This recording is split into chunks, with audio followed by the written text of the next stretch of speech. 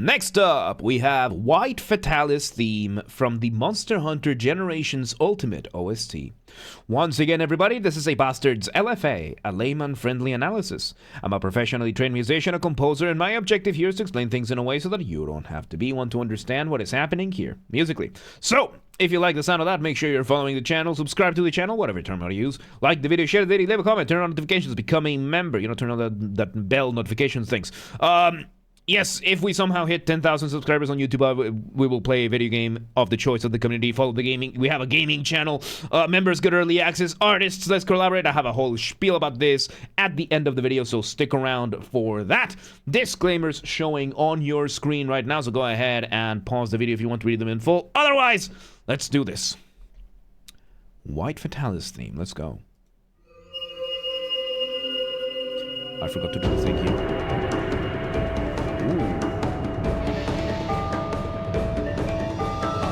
Okay, so let me just start here. We start with this very, very high-pitched, it almost sounded like a water phone. Almost. I'm pretty sure it wasn't. So if you've never seen a water phone, it's a very fascinating instrument. It's a very bizarre, very, very bizarre instrument, usually used for the purposes of creating, like, horror sounds. It's a very interesting, I think it has water at the bottom over here, like you can put water at the bottom, and it creates just a bunch of very, very interesting sounds. Then, of course, we bring in some percussion with a little bit of a melody, and yeah, like there's an entire documentary about it and everything. It's a very fascinating instrument. Let's see where this goes. Let's see where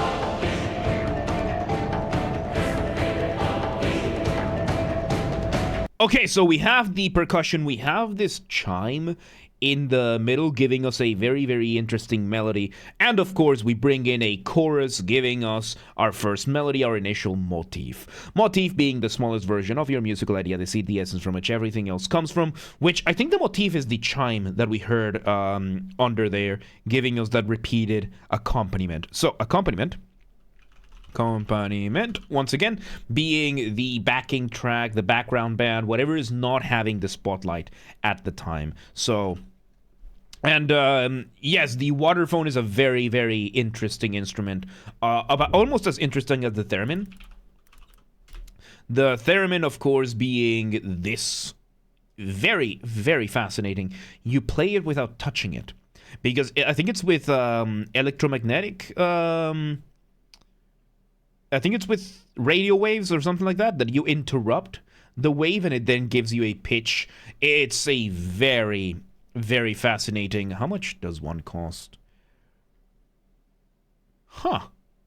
A theremin... It's about $400. Not too bad. I mean, it goes up to 20 million forint. 21 million forint. Oh, no, 21,000. 21,000. Okay, no, I thought I saw an extra zero there. Okay, okay, that's a lot better. For a second, I was like, 20 million. You could buy a house for that much over here. So, yeah, no. All right, thank you for hanging out, classically. Good luck. So, yeah, we're having these. Let's see where it goes. So, right now, the main thing is being the orchestral percussion. Yeah, this chime kind of sounds like steel drums. And it's really, 20 million sounds like a fair price for a theremin. I mean, for a house, that's, how much is 20 million forint right now in US dollars? 20 million forint. That's $60,000. Like, you're not gonna get a really good house for 20 million forint, but you could get a house in Hungary for that much. So yeah, let's see, we're having this, and right now, the main things that are just driving this are the percussion. It's very aggressive, tribal percussion. The chorus is giving us these really cool stingers, and then we have this in between just chimes giving us this really, really cool, what is called an ostinato, by the way. Ostinato is when you have something repeating over and over and over and over again. So we're having this, let's see where it goes. We take a little bit of a break in the drums. We slow the drums down. And now the drums are doing accents. Accents in music are for accentuation, not for being able to tell whether or not somebody is from Australia or New Zealand. Accentuation meaning that you're highlighting specific points. Right now you can hear it. Now whenever the chorus, the people are singing, you are also having the orchestral percussion hitting at that same time, highlighting those points in the music. Also, we are using what is called a chorus. A chorus is a group of people singing in conjunction. Usually we separate the chorus into 4 to 6 parts. Usually the 4 part is the ASATB, which stands for soprano, alto, tenor, and bass. These are about, I would say, 90 to maybe 95% of the ranges of human beings. Most human beings will fall under these over here. Soprano being the highest range of women's vocals, alto being the lower range of women's vocals, tenor being the higher range of men, still lower than the alto, and bass being the lowest range for men. Then we can add 2 more. One of them is the mezzo soprano, which is the kind of soprano, and the baritone. Mezzo-soprano and baritone, they both follow the same principle. Either they're going to be the full range of both the soprano and alto, or somewhere in between. So the mezzo-soprano is going to be somewhere between the soprano and the alto's range, or the full range of both, and the tenor, and the baritone, is going to be either the full range of both the tenor and the bass, or somewhere in between. Once we get these 6 in question, we are talking about 90 to 99.99% of the population. Anybody that falls outside of these 6 is so unbelievably rare that we are talking some of the people that fall outside of these can be 1 in a billion. So yes, all right, context. White Fatalis is an elder dragon, which are the strongest monsters and incredibly difficult to fight. In lore, they have lasting impact on whole continents. I did play Monster Hunter World. I didn't finish it, but yes, I did get to play an elder dragon. And yes, these are incredibly difficult bosses, so we have this. Let's see where this goes. So now we're having, and yes, we are bringing in orchestral strings. So we have violins now doing those accents, and in between the accents, they are following the ostinato. They're doing doublings in this case. A doubling being when you have more than one instrument doing the same thing at the same time, and it's, doubling. So yeah, just in case you didn't know how it was spelled. Let's see.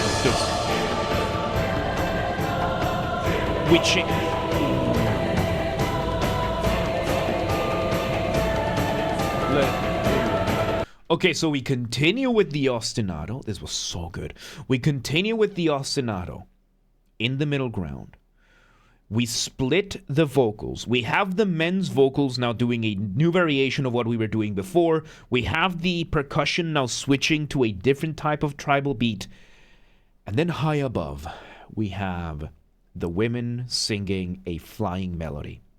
A flying melody being a colloquial term that I use. Colloquial, by that I mean there's no official academic definition for this, or at least I'm choosing not to use it for the sake of simplicity.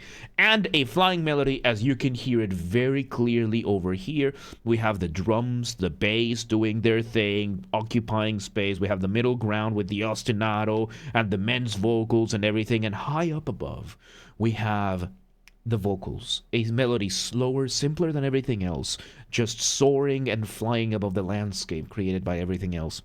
In this case, it's cool to imagine that could be the dragon itself flying above the landscape of the destruction that it leaves behind, or the chaos that it creates. There are 2 other songs I always recommend in case you want to hear some really good flying melodies. One of them is the song Roxanne from the musical Moulin Rouge. There's the film version of this has Ewan McGregor, the Obi-Wan Kenobi, singing the lead, and the climax of the song, he's doing the flying melody. The other one that I also love is called Good to Be King from the musical Journey to Bethlehem. Journey to Bethlehem is really good. Antonio Banderas is it plays Herod, King Herod, and it's, you know how Disney used to make these villain introduction musical numbers? Yeah, they do this for him in this one, and his chorus is a flying melody, a really, really, really cool take on that. And Mine is the Kingdom. It's such a good song. In my opinion, it's the best villain introduction musical number we've seen in years, surpassing anything Disney has done in the last like 10 years in terms of like villain musical introductions. But yeah, let's see where this goes. Oh, little change over there. We bring some exotic instruments. Okay, so we still have that flying melody there. We bring down the intensity of the percussion a little bit, and we bring in what sounds to be a zithar and a mouth harp. So a zithar is I think this is one that was being played.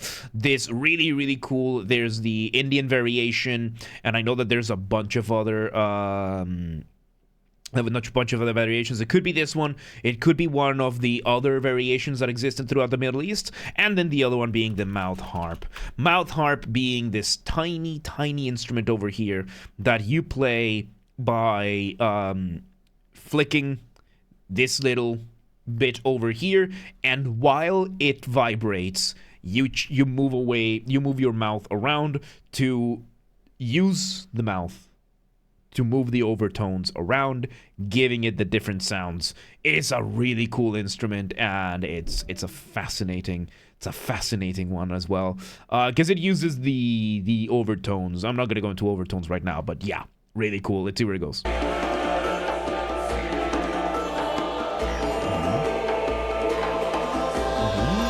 We're having all sorts of instruments right now.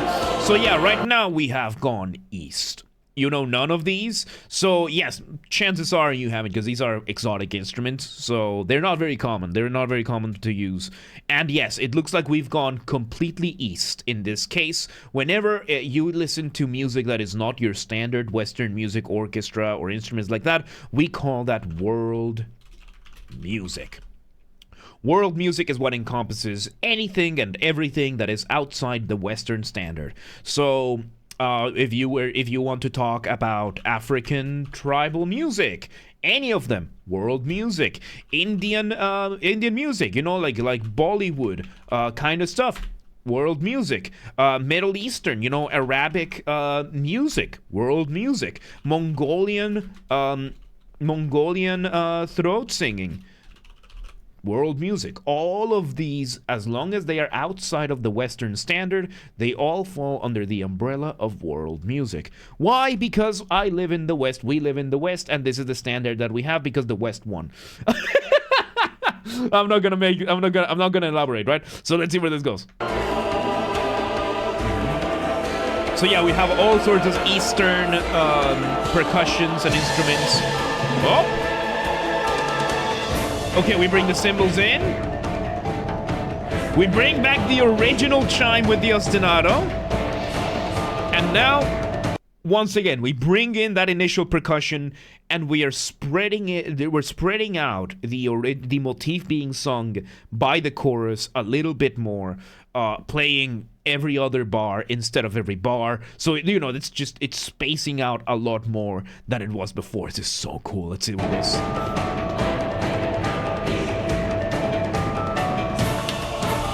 Small variations, accents over there, very nice.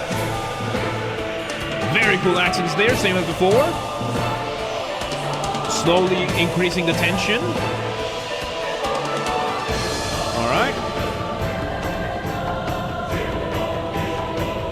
So in this case, I think we've looped back, because I think this is a one-to-one recapitulation of what we did before. I think we have a couple of like small differences here and there, with a couple of extra instruments being added, but mostly it's the same exact thing. Let's see where it goes, because it might have fully looped. Let's see.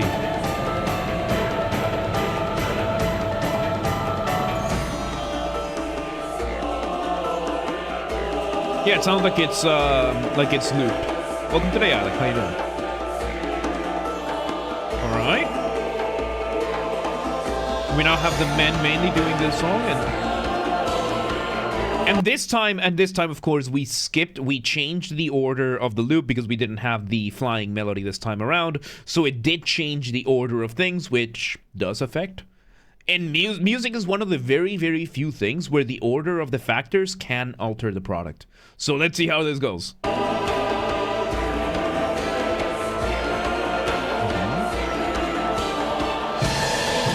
Oh, there we go. We bring back the original one, okay. And we do have now, I think the mild harp is doubling the, no, not the mild harp, no. We have some springy instrument lower at the top. We're not taking more requests today, Alec, no. Alright. Yes, now we switched, so we bring back the flying melody, but now it's being sung by the men. So yes, I was trying to find the difference in the instrumentation. The instrumentation is the same. We just swapped the men and the women and what they do. The men are now singing the flying melody, while the women are singing the stinger, the original motif. This is really cool. Let's see where it goes.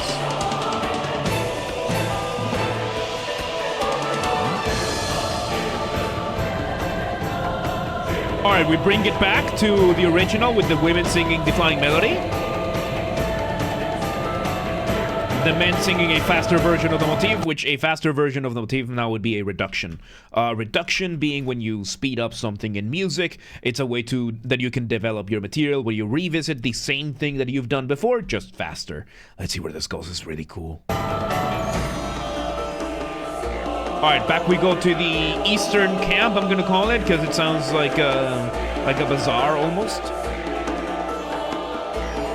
And now the chorus on top of it, giving us this beautiful flying melodies.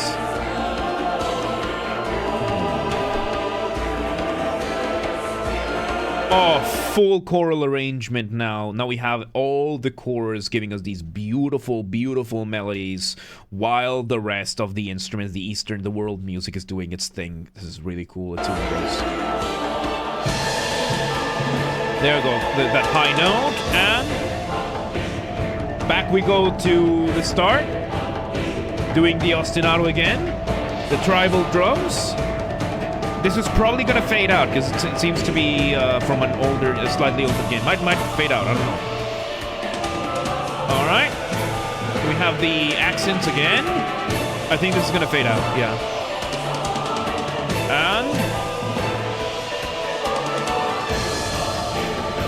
And yeah, we bring back the flying melody. Oh, it doesn't fade out, it just gets cut in the YouTube video. So usually we would hear a fade out over here because in the video game itself, because I think Monster Hunter Generations Ultimate, when did this come out? When did Monster Hunter Generations Ultimate come out? 2017.